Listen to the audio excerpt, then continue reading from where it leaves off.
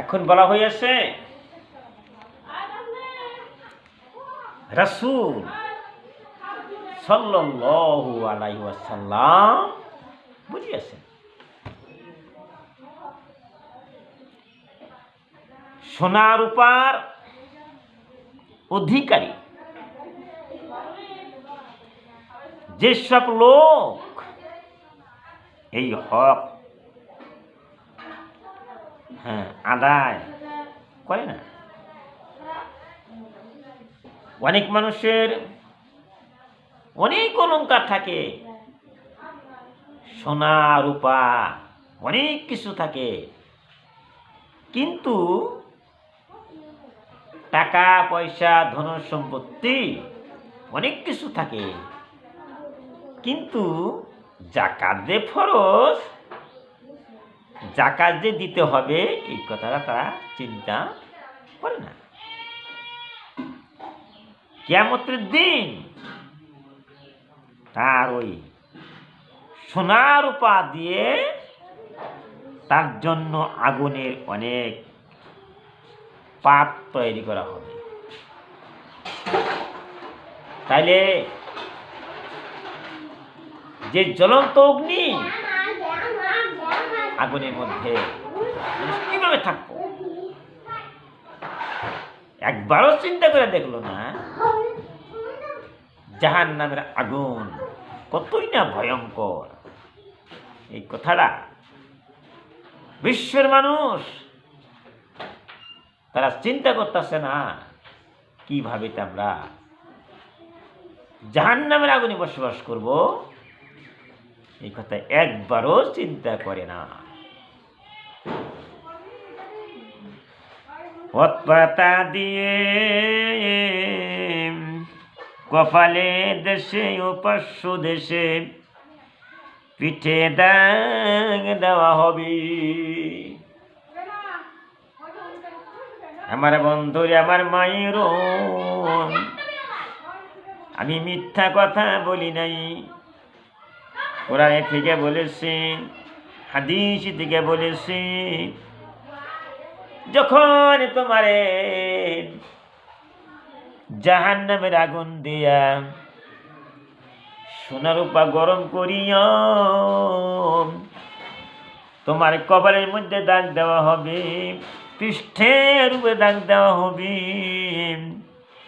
তোমার না কতই কষ্ট হয়ে যাবে, তুমি তো একবারও চিন্তা করে দেখলা না।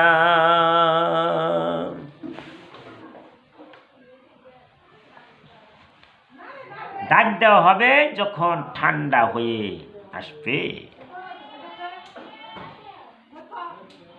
পুনরায় তা উত্তপ্ত করা হবে। নাউযুবিল্লাহ। তার মানে শাস্তি হয়েই থাকবে, শাস্তি হয়েই থাকবে।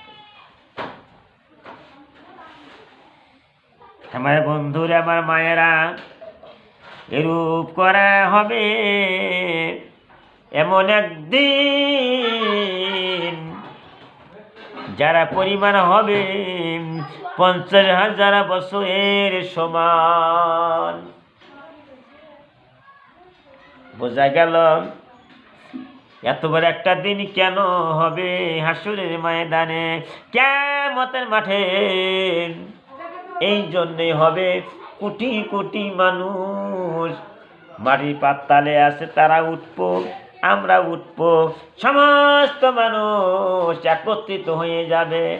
এতগুলো মানুষের বিশ্বাস করতে কত না সময় লেগে যাবে। এই জন্যই হাসরের মাঠের একটা দিন আর দুনিয়ার 50,000 বছরের সমান। সুবহানাল্লাহ। 50,000 কথা, দুনিয়ার বছর 50,000 আর হাসরের মধ্যে একদিন সমান। দিনটা কত বড় হয়ে যাবে।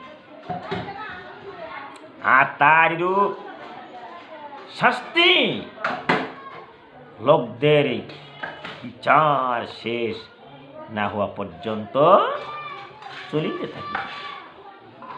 এই যে কোন এই যে আদালতে যে আল্লাহ বসবে, এই সমস্ত কষ্ট যে হবে, দাগ দেওয়া হবে, যে হাদিসগুলি বলে গেতেছি, কোরআনের আয়াতগুলি, এগুলো বিচার যে আল্লাহ করবে তার আগেই কষ্ট দিয়ে মানুষকে শেষ করে দেবে।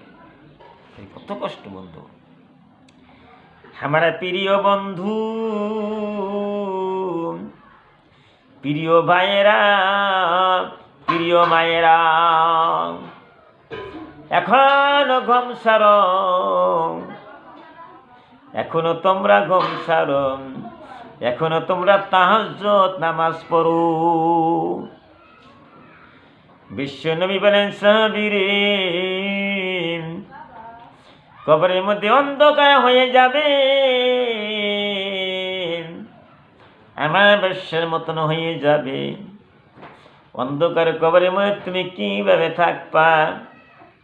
যদি তুমি কবরকে আলোকিত করতে চাও, প্রত্যেকটা দিন তুমি তাহাজ্জুদ নামাজ পড়ো।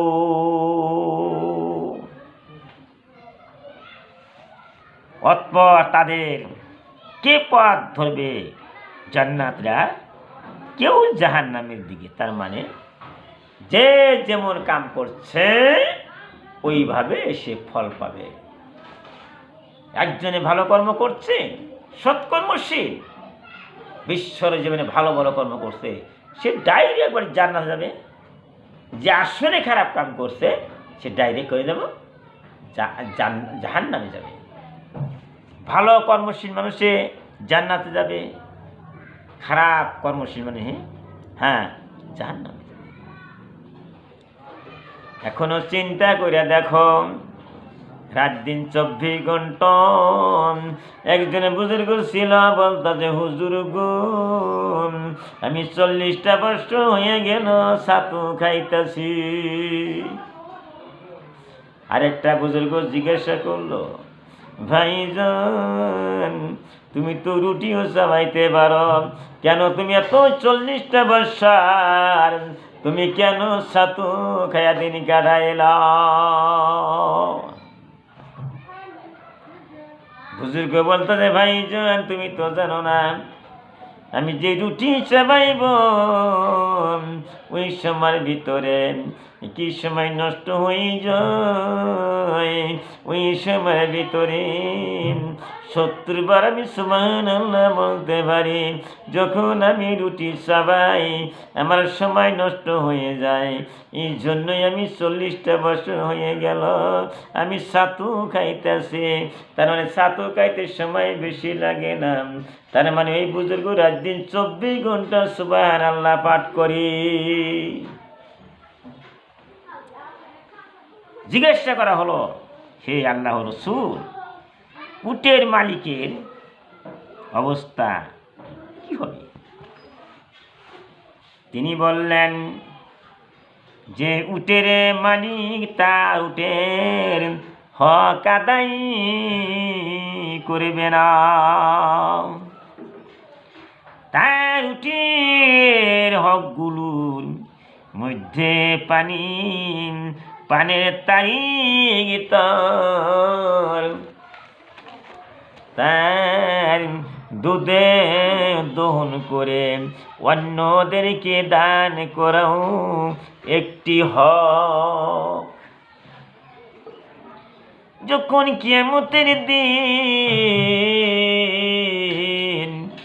আসবে তাকে এক সমতুল ময়দানে উপর করে ফেলা হবে। তাই তো বন্ধুরে, আমার প্রিয় ভাইজন, প্রিয় বোনেরা, তোমরা যাকাত প্রদান করবা। যার টাকা পয়সা শক্তি সামর্থ্য আছে, স্বাস্থ্য ভালো, দেশের যেন যাকাত প্রদান করে। তারপর তারা উটগুলো মোটা তাজা হয়ে আসবে, রে বাচ্চাগুলো এদের অনুসরণ করিবে। এগুলো আপন আপনি ঘর দ্বারা তাকে পায়ে মারতে থাকবে,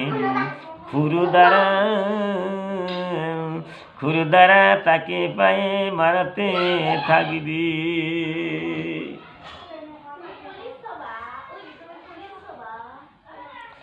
এবং মুখ দ্বারা কামড়াইতে থাকবে।